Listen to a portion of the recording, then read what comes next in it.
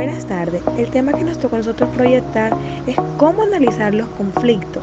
Este grupo se encuentra conformado por Edwin Quiroz, María Camila Parra, Jessica Bronchero, Sharon González, Marjorie Arenas y quien le habla, Lina Ortiz. Es por esto que para darnos una mayoría de la capacidad de la tarea, basta con considerar algunos de los grandes marcos de análisis de los diversos posibles en las líneas que hemos impuesto y que existe una teoría general del conflicto.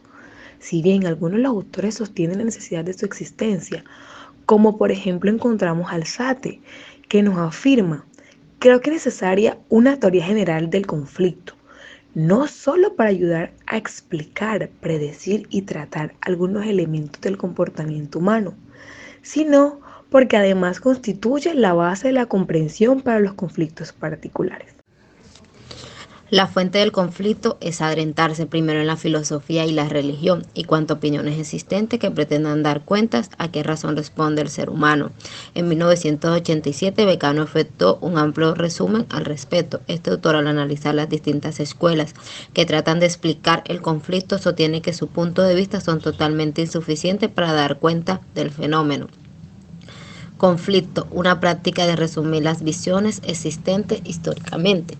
Algunos grandes procesos básicos del conflicto. A continuación hablaremos sobre unos autores, los tipos de conflicto y los procesos resultantes. Como primordial tenemos a Freud, conflicto entre el deseo y la prohibición. Esto trae en sí una represión y una defensa. Darwin decía, el conflicto entre el sujeto y el medio lucha por existir y se puede adaptar, o sea que busca la solución de una adaptación.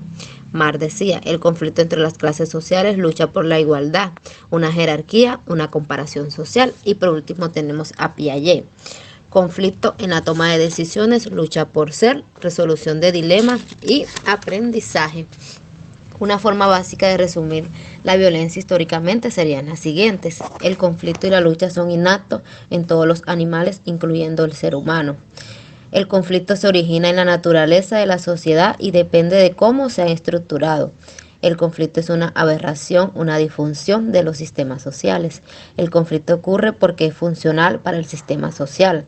El conflicto ocurre porque se presiona un objetivo incompatible. Dentro de la figura de particular interés en el campo de la autocomposición de los conflictos, la investigación y la mediación aparece como de las más importantes, aunque Jahn en el 1999 cita hasta 7 definiciones distintas y hace múltiples matizaciones. La idea se comprende mejor si nos remitimos a la función del mediador.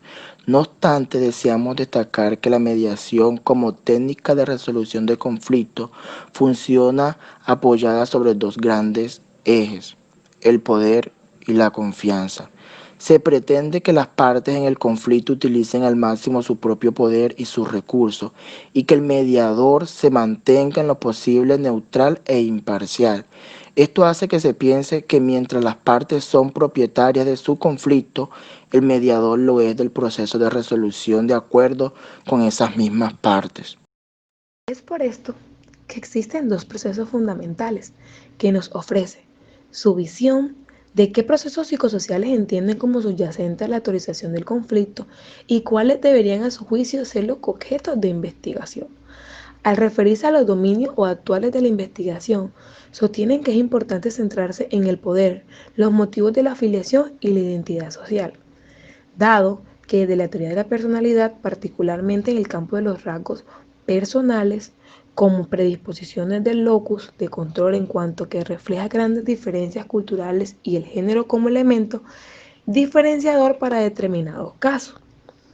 Seguido esto, los estilos de afrontamiento del conflicto a partir de los trabajos de Blake y Moe, en los que sostiene que la investigación reciente ha trabajado esta teoría desde parámetros de interculturalidad y de competitividad, donde la teoría de la atribución es la que puede sostener que se deben analizar los sesgos que se producen y que conducen a distintas formas de manejar los conflictos, donde la formación de impresiones y la teoría de la identidad, en cuanto que son potentes fuentes de conflicto, las teorías explicativas de la agresión en cuanto que la agresión se utiliza como medio para resolver un problema.